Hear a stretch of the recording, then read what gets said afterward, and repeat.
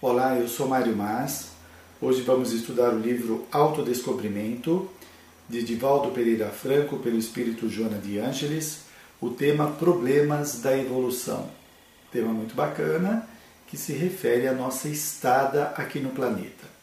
A benfeitora começa dizendo o seguinte: a criatura humana, de alguma forma fadada à perpetuação da espécie e à sua planificação, encarna-se, reencarna-se, repetindo as façanhas existenciais até atingir o clímax que a aguarda. Bom, então nós estamos vendo aqui que nós estamos fadados à perpetuação da espécie. Porque como estamos reencarnando e desencarnando, reencarnando e desencarnando, nós desencarnamos e voltamos. Então precisa perpetuar a espécie, porque os desencarnados vão reencarnar. Para que reencarnam? Para progredir. E a benfeitora diz aqui que nós vamos repetindo as façanhas existenciais. Façanhas existenciais é o enfrentamento da existência. É viver em família, em sociedade, trabalho, estudos, participação social. Tudo isso faz com que o indivíduo adquira muitas experiências e também dê a sua contribuição para a transformação do planeta. Depois ela diz aqui, até atingir o clímax que o aguarda. Como vai dizer os livros em Allan Kardec, nós somos seres perfectíveis, nós temos essa perfectibilidade relativa a ser desenvolvida através das existências, dos enfrentamentos da nossa vida. Então, isso nos aguarda, todos nós estamos fadados a esta condição. Então você pega aí uma boa fatia da sociedade que estão perturbadas, acreditando que a vida se encerra no caixão, na morte, e que todos os seus esforços não valeram nada, e que não tem nenhuma perspectiva. Isso é o resultado do materialismo asfixiante, que só traz sofrimento nas pessoas. Há muito o Espiritismo revelou, através dos fenômenos mediúnicos, pessoas que, como nós, desencarnaram, vinham dar os seus depoimentos de como que é a vida espiritual. Assim como pessoas também se desdobram ou se projetam no corpo físico, entram nesta realidade espiritual, onde vão encontrar os seus parentes, amigos, cidades espirituais, universidades, onde eles participam de vários cursos, mostrando a realidade da espiritualidade. Mas aqueles que são convictos no materialismo também vão passar por essa experiência inevitável quando desencarnarem. Aí vamos ver se eles vão refutar, como hoje o fazem, a vida espiritual como se fosse uma utopia, né? Eles estão tão identificados com a sua filosofia, com o conhecimento relativo, que eles acham que é o conhecimento absoluto. Mas todos nós, como diz a benfeitora, não escapamos desse aperfeiçoamento. E olha só, em cada etapa nova, remanescem as ocorrências da anterior. E isso é muito interessante, porque a psicologia pega alguma coisa aí, mas vai falar de carga pessoal, coisas pessoais, mas não alcança qual é a causa, a origem, né, desses aspectos pessoais. A benfeitora fala então desses remanescentes das ocorrências anteriores. Isso quer dizer o quê? Aquilo que nós fizemos anteriormente, a nossa vivência social, familiar, num corpo que nós somos uma outra personalidade, nós aprendemos coisas, nós nos relacionamos, trocamos valores, também causamos conflitos, traumas, bloqueios, etc. Aquilo reaparece na existência atual em forma de tendências e de aptidões. Então, muitas pessoas, sem que tenha tido uma formação, uma leitura satisfatória, mostram determinadas habilidades incomum no seu meio social ou na sua família. E outros mostram uma tendência doentia, perturbadora, que sempre se colocam para baixo, têm uma autoimagem distorcida de si mesmas, que se contrapõe ao meio ambiente que ela está vivendo, que pode ser positivo. Nós encontramos isso. Como que era a psicologia, quando a criança tem um ambiente positivo, tem boa alimentação, motivação positiva, pais que têm leituras, né, que são modelos, que são pessoas sociáveis, amistosas, afetivas, tudo isso seria ingrediente satisfatório para que a criança se desenvolvesse bem. Apesar disso, ou a revelia disso, elas têm problemas. Por outro lado, você vai encontrar lares onde as crianças tiveram várias privações, e até afetiva, e vão ser adultos bem equilibrados, bem sociáveis, num dinamismo muito grande no crescimento pessoal, né? Então, estes disparates vêm desmantelar o discurso materialista, o discurso organicista da ciência, achando que tudo é resultado somente do ambiente e da nossa parte orgânica, da genética, das heranças que nós temos dos nossos pais. Muito bem, então é bacana que essa apreciação, né, de que esse material remanescente, ele ressurge, e até para nós enfrentarmos. Pensa no seguinte: como que está a sua vida hoje? Você está gerando bons relacionamentos, você está aprendendo muitas coisas, você está confiante em tudo isso que você está realizando? Isso fica gravado no seu interior e vai refletir numa vida seguinte como aptidões. Ao contrário disso, se hoje você guarda determinados bloqueios, você não consegue se relacionar direito, você tem uma autoimagem negativa de si mesmo, se achando incompetente, desinteressante, isso vai aparecer na existência seguinte como uma tendência, não é? Como transtornos desde a infância. É o resultado daquilo que você está fazendo hoje. Portanto, o nosso presente ele já está esboçando, plasmando o nosso futuro. O que você está fazendo com a sua vida no presente? O que você apresenta hoje de traços fortes na sua personalidade resultam das vivências anteriores, né? Daquilo que você fez e deixou de fazer, como também associado aos seus esforços da vida presente. E não vamos esquecer isso. A vida presente, com os nossos esforços, conseguimos superar determinados bloqueios, traumas que trazemos do passado, desenvolvendo qualidades onde passamos a nos confiar. Bom, tem mais, hein?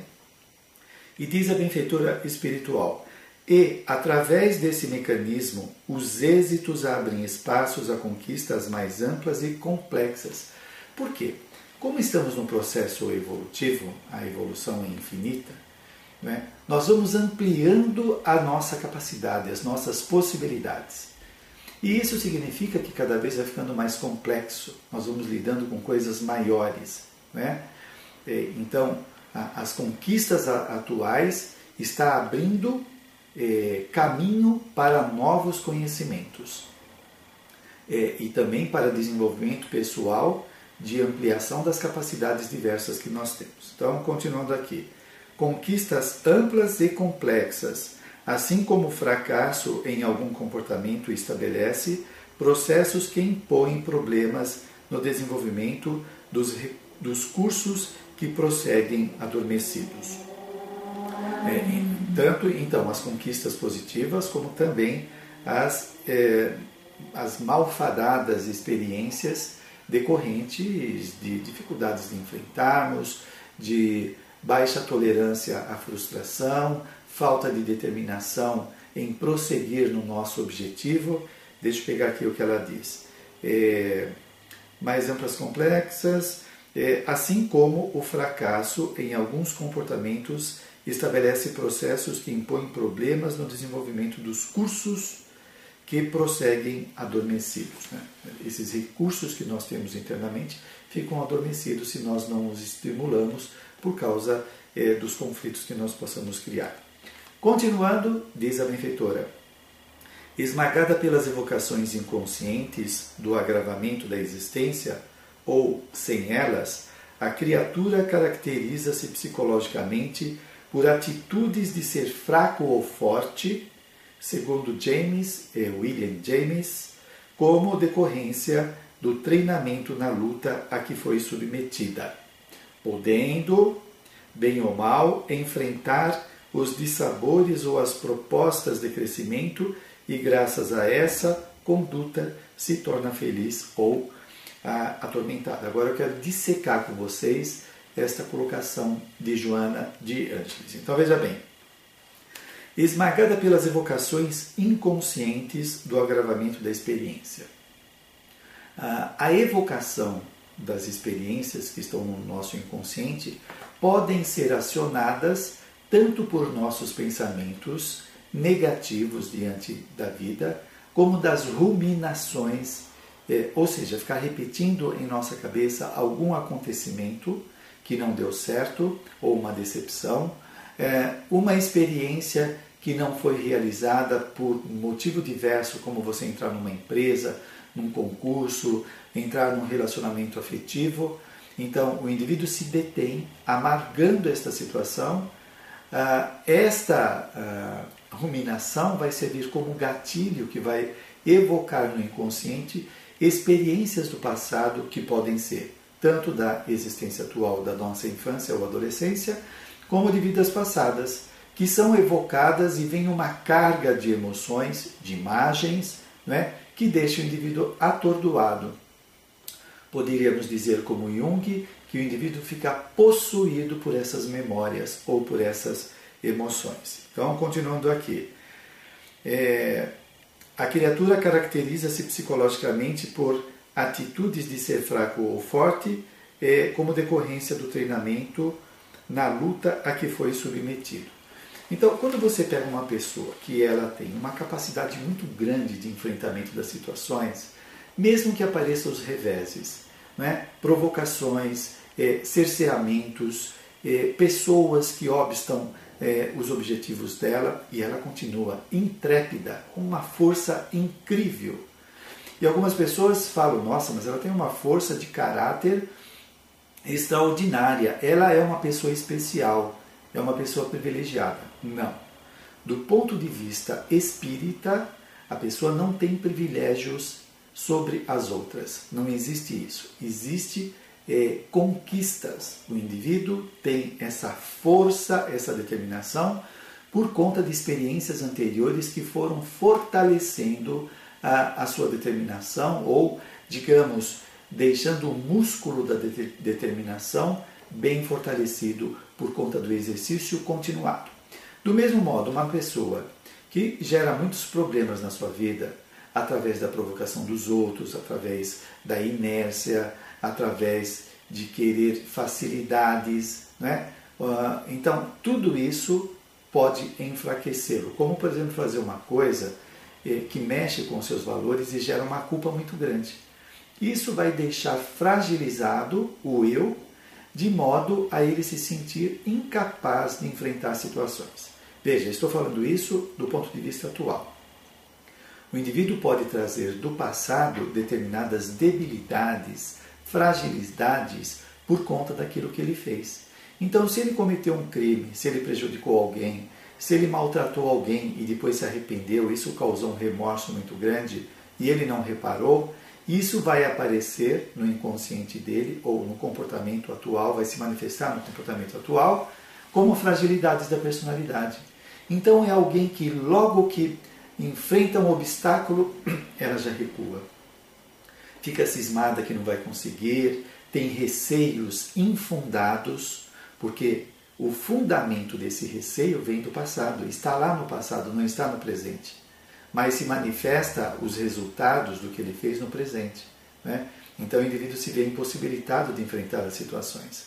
Olha que interessante essa dinâmica, né? O encadeamento, como fala no Kardec, entre as vidas passadas e a vida presente. E o nosso presente também está já esboçando o nosso futuro, com boas realizações ou negativas, dependendo do que estejamos fazendo. Bom, então aqui você começa a entender por que uma pessoa é forte ou fraca. Poderíamos também aqui estender essa reflexão naquela colocação ou na teoria psicológica do Jung, na psicologia analítica, da pessoa introvertida e da pessoa extrovertida, né? esta característica da personalidade não é inerente ao eu, ao espírito. Isso é resultado de experiências que a pessoa teve em outras existências. Pensa no seguinte, uma pessoa hoje, mesmo que ela não queira, ela entra numa empresa e vai tendo promoções e daqui a pouco ela é líder. E como líder ela tem que fazer curso de aperfeiçoamento, ela tem que expor ideias para o seu grupo de trabalho, ela tem que fazer apresentação para os seus clientes. E essa pessoa vai ficando cada vez mais extrovertida, com facilidades de falar, e isso vai incorporando na personalidade. Diferente de uma pessoa que trabalha numa condição que ela tem pouca exposição. Pode ser um contador, pode ser um administrador, depende do tipo de serviço, né? O indivíduo fica lá sozinho a maior parte do tempo e ele vai se acostumando com isso, né? E que também depende de experiências anteriores. Então, isso é uma amostra bem pequena do que as experiências que temos em nossa existência pode fazer em termos de traços da personalidade, né? Todos nós, seres humanos, temos as mesmas potencialidades. Não existe pessoa melhor do que a outra. Todas as qualidades nós desenvolvemos de acordo com as experiências. Então, se você se acha uma pessoa irritadiça, uma pessoa insociável, isso não é definitivo, isso é passageiro. Você está assim nessa existência por algum motivo, você pode alterar. Então você pode entrar, por exemplo, num curso de oratória, de teatro, onde você vai se expor e vai aprender a se relacionar facilmente com as pessoas, colocando as suas ideias.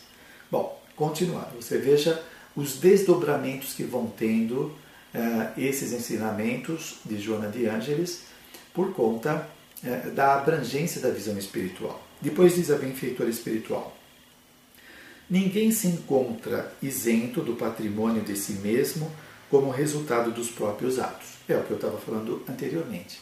Então, o nosso comportamento é resultado dos nossos atos.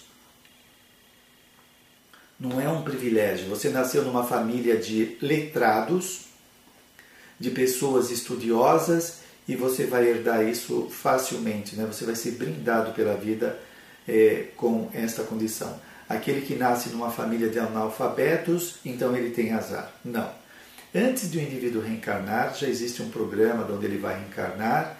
Se ele vai reencarnar com aqueles pais letrados, ilustres no conhecimento, é porque ele tem capacidade também. Ou ele é ignorante, ele tem determinadas restrições cognitivas e vai reencarnar lá e vai ser um disparate na família que ninguém vai entender. Como assim?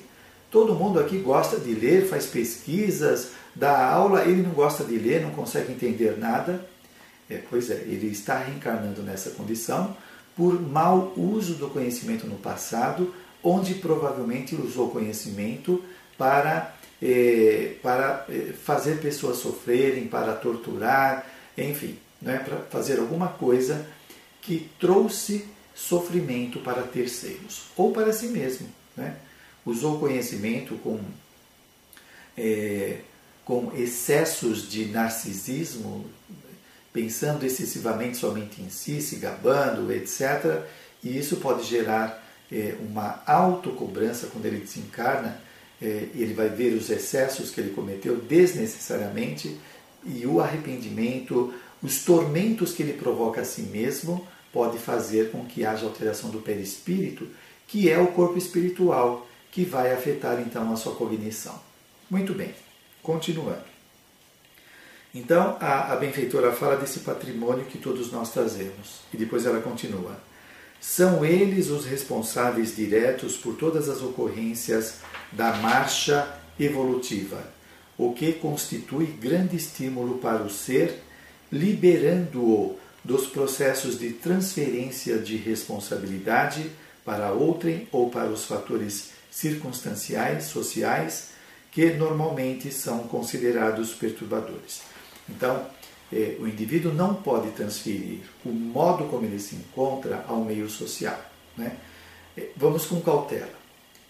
O meio social influencia a pessoa? Sim. O indivíduo herda dos seus pais determinados fatores orgânicos, fisiológicos? Sim. Mas qual é o percentual? Aquilo que ele herda e a influência que recebe da sociedade não é determinante. Determinante é o histórico evolutivo dele, é o que ele tem feito dele até agora. Porque não esqueça o seguinte, nós somos espíritos imortais e há um contínuo entre as várias existências anteriores e a atual, né? Então existe uma linha aí de milhares de existências que vai caracterizar, tipificar a personalidade. Então, nós somos influenciados pelo meio, né, sem dúvida, e essa influência vai depender muito do grau evolutivo do indivíduo. Quanto menos evoluído, mais suscetível ele está a essa influenciação exterior. Muito bem, então, de posse desse conhecimento, nós não podemos culpar ou transferir o comportamento que temos aos outros, como muitas pessoas o fazem, culpando seus pais. Eu sou assim por causa do meu pai, da minha mãe, que não me deram afeto, que não brincaram comigo. E aí a pergunta que se faz é o seguinte, por que você ficou tão afetado, tão machucado, traumatizado por esta falta de afeto e outras pessoas que passaram pela mesma experiência que você, que pode ser até um irmão, não ficaram machucados? Não ficaram por causa da evolução que eles têm, né? Então eles conseguem filtrar aquilo que eles recebem de maus tratos ou falta de amor do meio ambiente. A pessoa neurótica, conflitada, que ela já traz isso de vidas passadas, ela é muito melindrosa, ela se machuca facilmente. Não é tanto pelo meio. Agora, veja bem, voltamos à cautela que estávamos falando na reflexão em torno desse assunto. É claro que a falta de afeto pode tocar o indivíduo, mas não de modo a traumatizar. Ok? O trauma fica por conta da suscetibilidade pessoal e não por causa dos pais, né? É claro que o melhor seria receber estímulos positivos, construtivos, né? Uma família mais madura tem esta questão bem desenvolvida. Depois continua Joana de Ângeles.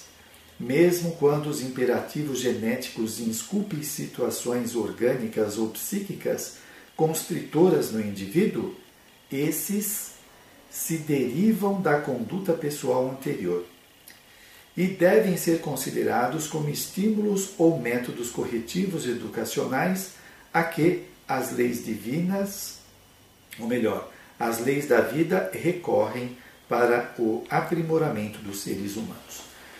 Bom, nós vemos aqui que o conhecimento espírita vai além das restrições que o materialismo procura explicar à personalidade. A questão da genética aqui. Primeiro, antes do indivíduo reencarnar, ele apresenta no perispírito, ou corpo espiritual, ou psicossoma, as restrições ou as alterações cognitivas ou físicas ou emocionais por conta da vida que teve anteriormente. Então, o corpo dele, a gente poderia dizer o seguinte, o corpo espiritual, ele já tem uma paragenética. As alterações já estão esculpidas nele temporariamente. Então ele vai reencarnar numa família que abriga, que favorece, que desenvolva esses limites, essas restrições que ele apresenta por conta dos resgates que ele precisa passar. Ele não é o resultado da desordem ou do problema genético ou das heranças que ele possa receber da família, mas dele mesmo. Então, quando é programado a reencarnação, é verificado qual a família que ele pode nascer, reencarnar, né, que facilita que se manifeste aquela desordem que ele apresenta por conta de resgate. Para quê? Para ele evoluir, para ele superar os limites. Ele provocou o desajuste e sofre em si mesmo o desajuste para aprender a valorizar, né, e trabalhar na sua recuperação. Então, está dito aqui que quando isso acontece, né, essas condições genéticas, esses se derivam da conduta pessoal anterior. Como que foi essa conduta anterior? Aí você vê a responsabilidade que o indivíduo tem no processo evolutivo. Hoje ele, por conta do exagero nos seus prazeres, do seu egoísmo, ele pode estar fazendo coisas pensando só nele, está gerando uma série de problemas por conta desse desejo imoderado só para si mesmo de forma egoística. Mas ainda continua aqui Joana de Ângeles. E devem ser considerados como estímulos ou métodos corretivos e educacionais. Tá? É para a pessoa aprender, para ele se conscientizar. Ele recebe em si mesmo o resultado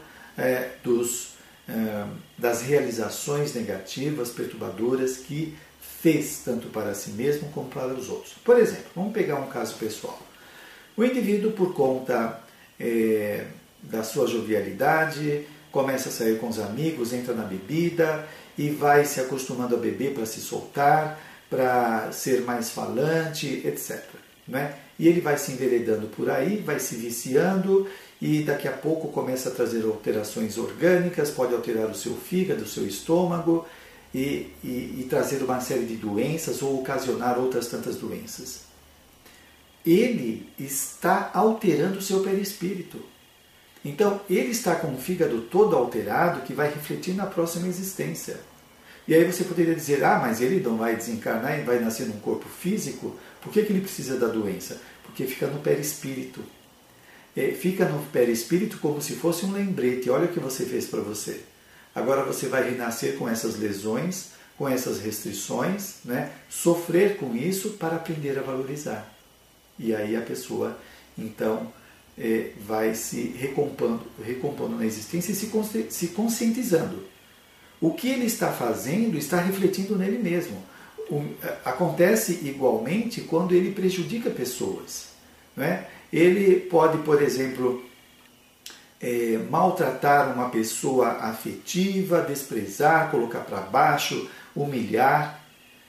Tudo isso que ele está fazendo para essa pessoa fica gravado na sua mente. E também ela, a prejudicada, vai ter pensamentos de ódio, de vingança sobre ele que vão refletir na sua desarmonia, junto com a sua consciência de culpa dos erros cometidos, vão gerar as restrições, as modificações pessoais. Bom, continuando. O estado de humanidade já é conquista valiosa no curso da evolução. O estado que nós atingimos agora é o resultado de milhares de existências, onde todos vão contribuindo para o aperfeiçoamento da humanidade. No entanto, é o passo inicial de nova ordem de valores, aguardando os estímulos para desdobrá-los todos, que jazem adormecidos, Deus em nós, para a aquisição da angelitude. Então, nós estamos caminhando para isso. Né? Vamos desenvolvendo de forma grandiosa todas as nossas qualidades, como as grandes personalidades que passaram pelo planeta, tanto com grande desenvolvimento intelectual, como Einstein, é um exemplo, como aqueles que têm um grande desenvolvimento afetivo ou amoroso, moral, e também o que nós podemos chamar de gênios da humanidade. É resultado dos esforços pessoais e coletivos que nós vamos transformando. Deixa eu ver se dá para tirar mais alguma coisa aqui. No entanto, é o passo inicial de nova ordem de valores, é o passo inicial.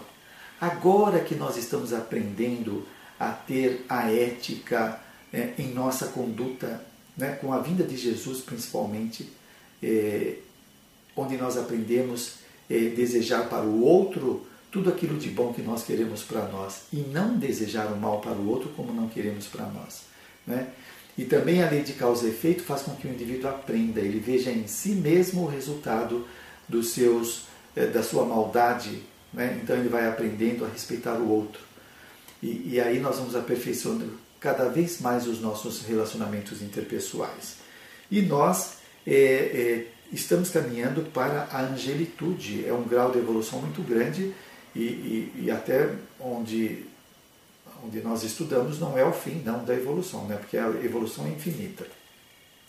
Depois vai dizer a benfeitora: o indivíduo, no entanto, mergulhado no processo do crescimento, raramente se dão conta de que o sofrimento, que é fator de aprimoramento, ainda constitui instrumento de evolução em se considerando o estágio da humanidade. Isso vem de encontro ao que eu estava falando da pessoa, que por conta das farras, dos divertimentos, ele vai bebendo em excesso, ou vai usando droga, ou vai comendo demais, ou vai dormindo de menos, né, por causa das suas saídas, etc.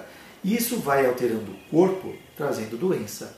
Então a doença coloca freio nele, para que ele comece a observar a si mesmo. Espera aí, estou exagerando. Isso está trazendo dores, sofrimentos. Então, como diz a benfeitora aqui, a dor é um instrumento de evolução. Você pega uma pessoa que numa existência ela foi poderosa, usou dessa condição para espezinhar pessoas, humilhar, para acabar com seus concorrentes.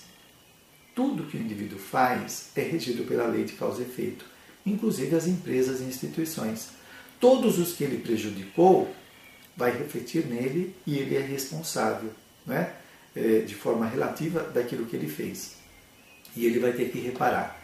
E muitas vezes ele pede uma existência seguinte, onde ele vem na situação de subalterno. Antes ele foi o poderoso, o dono de tudo. Agora ele vem numa condição de subalterno, de subemprego, de um corpo cheio de doenças, onde estas dificuldades vão arrancar dele toda a prepotência no qual ele se achava detentor. E a vida está mostrando que não, né? Então nós vemos o sofrimento ensinando. Mas ele não precisaria voltar desse modo. Ele poderia voltar como empresário que ajuda os seus empregados a se emancipar, que dá estudo para eles, boa alimentação, assistência médica, etc., para reparar nos erros que ele cometeu. Então, é só para dar um exemplo do sofrimento, como vai ajudar o indivíduo a reparar. Bom, depois Joana de Ângeles vai falar do autoconhecimento. Ela diz: o autoconhecimento desempenha relevante papel no adestramento do ser para a sua superação e perfeita sintonia com a paz. Aí nós vemos então o autoconhecimento como abrir os nossos horizontes para entender o que estamos fazendo aqui na existência e saber aproveitar da melhor forma, não é, as condições que a existência terrena nos oferece para desenvolver as nossas qualidades, como para superar os nossos limites. Desse modo, nós vamos aproveitando de forma acertada, sem estar alienado, como muitas pessoas estão, alienadas do seu processo evolutivo. Por quê? Porque elas foram tão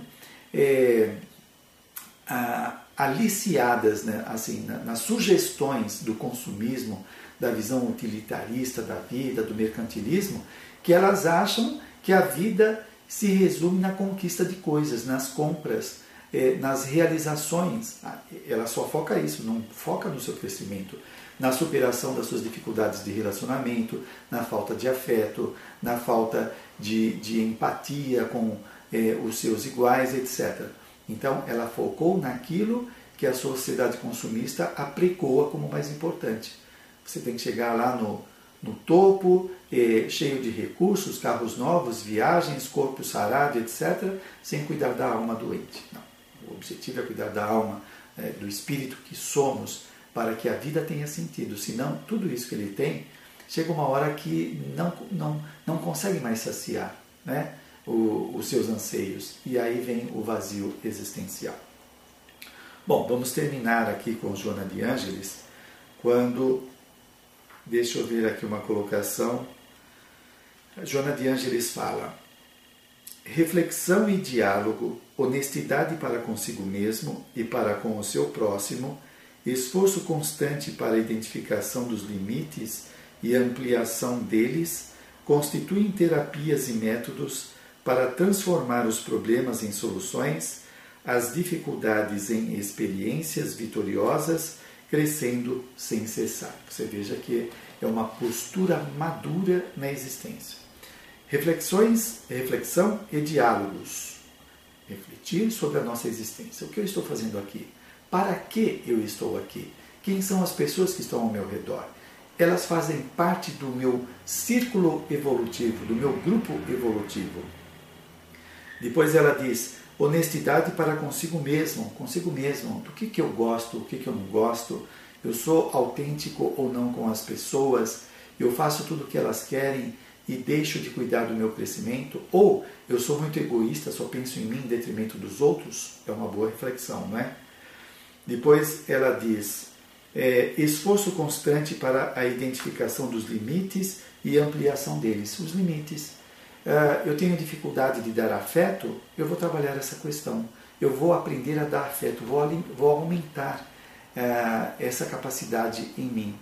E na área profissional, eu estou parado, estático, eu posso fazer um curso para me aperfeiçoar. Na filosofia que eu adoto, eu posso ler mais livros, fazer cursos. No espiritismo, eu posso fazer cursos, posso trabalhar, posso dar aula para ampliar as minhas possibilidades? Sim, podemos fazer isso. E depois continua. Constituem terapias e métodos para transformar os problemas em soluções. Transformar os problemas em soluções, em vez de ficar preso, ficar enredado nos problemas, né? Com excesso de preocupação, com excesso de ruminações de coisas que não foram resolvidas ou não soube enfrentar direito. Bom, as dificuldades em experiências valiosas, transformar as dificuldades em experiências valiosas, crescendo sem cessar. Não esquecendo que tudo que está acontecendo conosco está nos ajudando no processo evolutivo. Então é saber fazer uma leitura, aquela recomendação de Jesus que nós temos que ter olhos de ver, porque a pessoa está tão enseguecida nas suas preconcepções estreitas negativas, nos seus preconceitos, na visão distorcida da realidade, que ela não consegue perceber as coisas boas que estão acontecendo, como ela citou, a doença, ou o limite, ou a dificuldade, pode ser propulsores de crescimento. Atrás daquilo tem algo mobilizando a pessoa a se mexer, não é? Como os relacionamentos que nós temos, a vida, tudo está trazendo para nós possibilidades de crescimento. Nós temos que enxergar isso. Então, está aí com você. Espero que esse estudo possa ter ajudado e faça as suas leituras, as suas buscas para ter uma existência mais rica de possibilidades. Nos encontramos da próxima vez, continuando os nossos estudos. Até mais!